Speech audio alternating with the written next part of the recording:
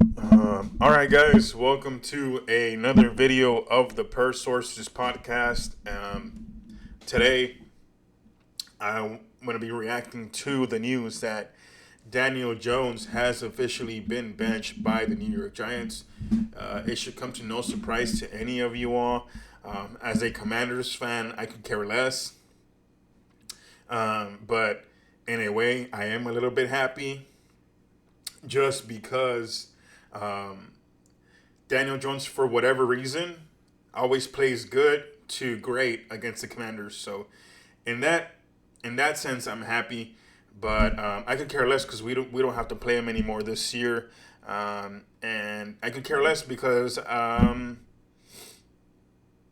it has nothing to do with the franchise. I guess I could say I'm a little bit happy also because um, it's I'm seeing a New York Giants franchise self destruct. Uh, they suck. They're not good this year, and I have no doubt in my mind that the GM of the New York Giants, the idiot who let Saquon Barkley walk in the offseason to the Eagles of all teams, um, I have no doubt that he'll be fired. If not by the end of the season, for sure at the end of the season. I mean, you just don't do that, especially that call on Hard Knocks. I'm sure you all have seen that call. Um, and the GM and the Giants just look desperate, and you could kind of hear Saquon laughing at them or just not giving a damn anymore. And so yeah, what do I?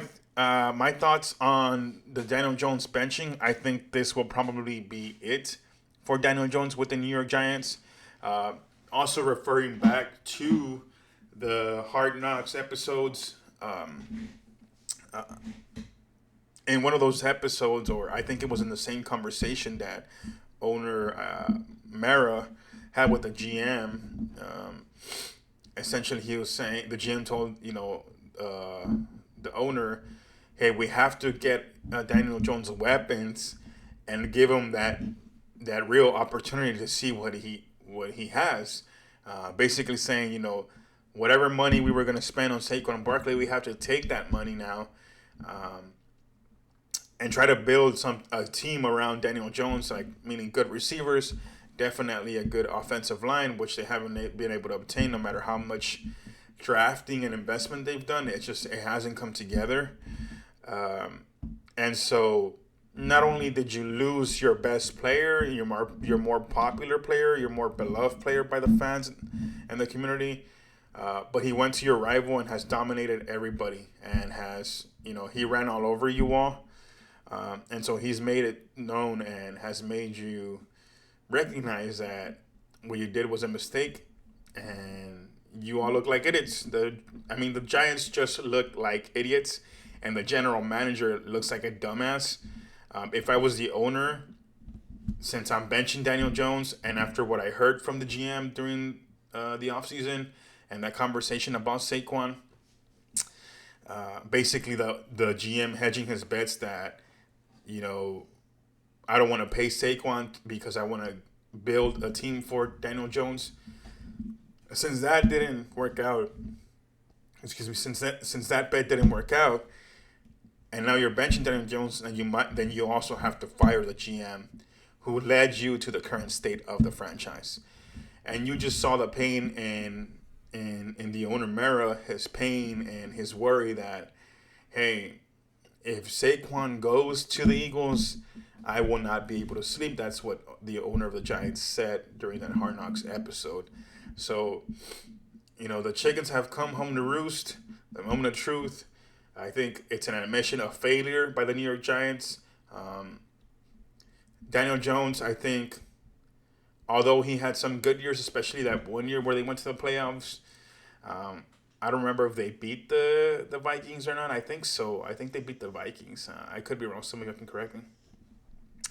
I think that since that happened, um, that was his only good year. I would call Daniel Jones a bust. I think he was a top 10 draft pick. He was drafted before Dwayne Haskins, RIP Dwayne Haskins.